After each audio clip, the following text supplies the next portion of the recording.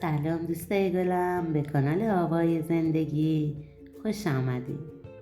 اسم من اشکانه و 25 سالمه. فوق لیسانس در رشته کامپیوترم. مدتیه که توی شرکت مشغول به کار شدم. یه برادر دارم به اسم آرش که 2 سالی ازم بزرگتره. آرش مهندسی تجهیزات پزشکی داره. مادرم هم دبیر ادبیات و پدرم هم کارمنده. زندگی آروم خوبی داریم. اتفاقی رو که میخوام براتون تعریف کنم به 2 سال پیش برمیگرده. اون زمان من 23 ساله بودم و آرشم تازه با عارفه ازدواج کرده بود. عارفه پرستار بود و تو بیمارستان کار میکرد. چند سالی از آرش کوچیک‌تر بود. یه دختر زیبا و مهربون. آرش و عارفه توی مهمونی با هم آشنا شده بودن. بعد از چند ماهی که با هم رابطه داشتن، آرش بهش علاقه‌مند شده بود و تصمیم به ازدواج گرفته بودن. من اون زمان یه پسر خجالتی و آرومی بودم که دوست زیادی هم نداشتم. اون زمان یه دوست دختر داشتم، ولی راستش به عشق و عاشقی علاقه‌ای نداشتم. خونه ما 3 طبقه بود و یه طبقه خونمون خودمون زندگی میکردیم و 2 طبقه بعد رو اجاره داده بودیم. ولی بعد از ازدواج آرش و عارفه پدرم مجبور شد که یکی از مستاجرا رو جواب کنه تا آرش و عارفه برن و اونجا زندگیشون رو شروع کنن. عارفه یه دختر شاد و پر انرژی بود و با آمدنش به خونه یه آروم و بیروح ما زندگیمون رو حسابی تغییر داده بود. هممون با بودنش احساس شادی میکردیم. عارفه خیلی راحت لباس میپوشید. اصلاً به حجابم اعتقادی نداشت. این راحتیش تو روحیه منم تأثیر گذاشته بود. هر موقع که میدیدمش احساس ناراحتی میکردم. همین ورود عارفه به خونمون و علاقه من بهش باعث شد که رابطمو با دوست دخترم به هم بزنم.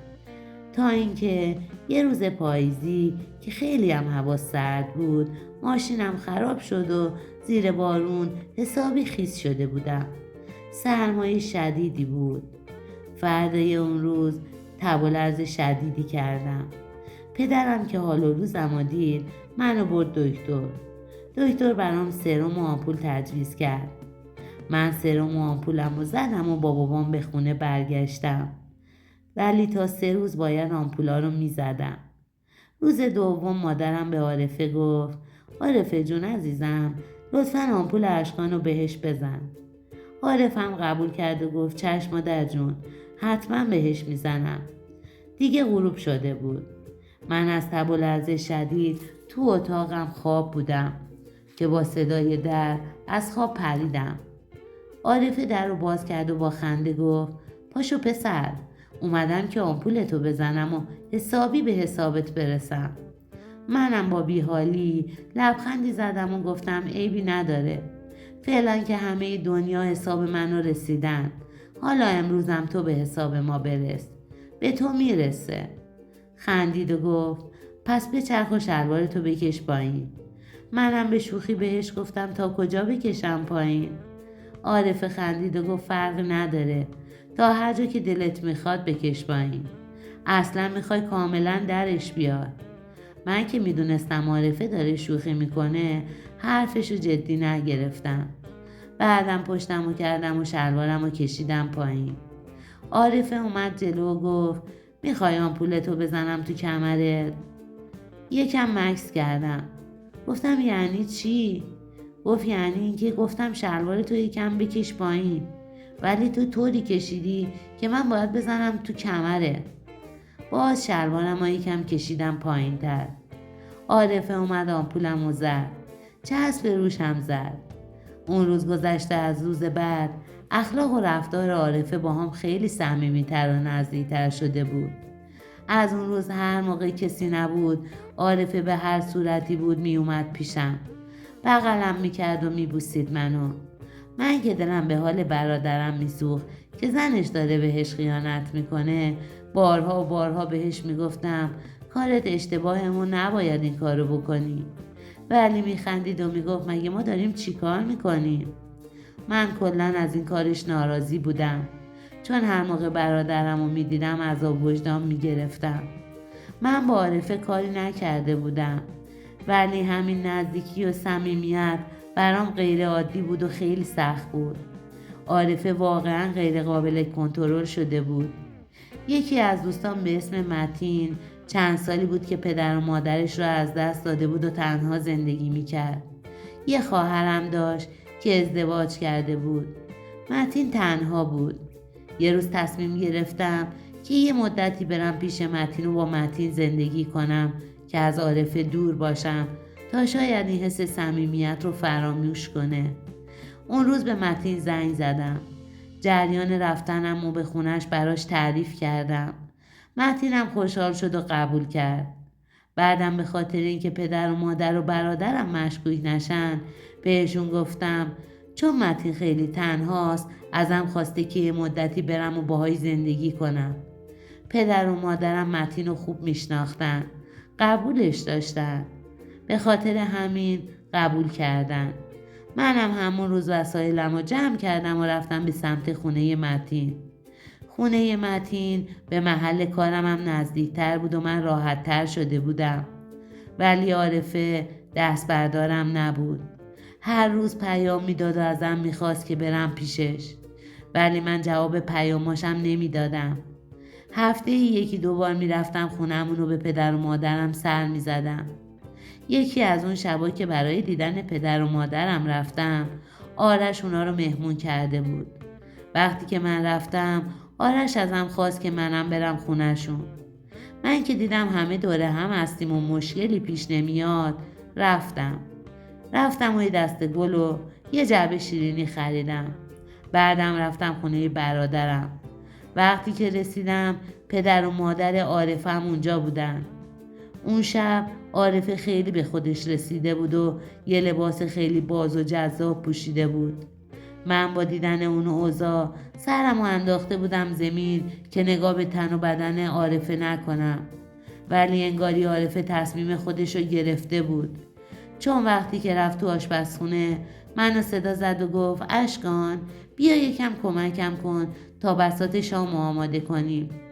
منم به اجبار از جام بلند شدم و رفتم به سمت آشپزخونه. عارفه طوری با هم حرف میزد و ناز و عشوه میومد که انگاری بیخیال آرش شده بود و منو دوست داشت. به هر صورتی بود بساط شام آماده کردیم و مشغول خوردن شام شدیم. من نفهمیدم که چی میخورم. هر طوری بود مهمونی تموم شد.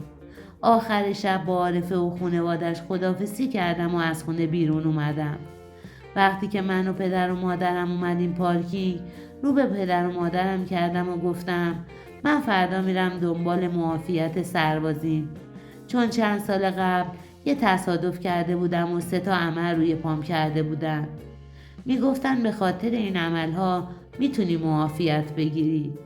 صبح شد و پدرم گفت اشکان بابا آنتن تلویزیون خراب شده، قبل از رفتن یه سری به پشت بوم بزن. با اینکه خیلی عجله داشتم ولی دلم نیومد به پدرم بگم نه. سری رفتم بالای پشت بوم و آنتن رو درست کردم، ولی حساس شده بودم. رفتم سمت خونه برادرم و از بالا تو خونهشون نگاه کردم. همینطور که نگاه میکردم یه صدایی میومد، ولی خیلی واضح نبود. حسابی گوش دادم که دیدم انگاری دارن با تلفن صحبت میکنن. میگفت به خدا منم دلم برات خیلی تنگ شده. باشه عشقم، اشکالی نداره. کی؟ امشب؟ باشه، یه جوری جورش میکنم. بذار ببینم چی میشه، ولی قول نمیدم. ولی خب به بهانه یه شیف میتونم بیام از خونه بیرون. وای، حرفای عارفه مثل یه پتک تو سرم میخورد. یعنی عارفه داره با کی حرف میزنه؟ یعنی اون با کسی رابطه داره؟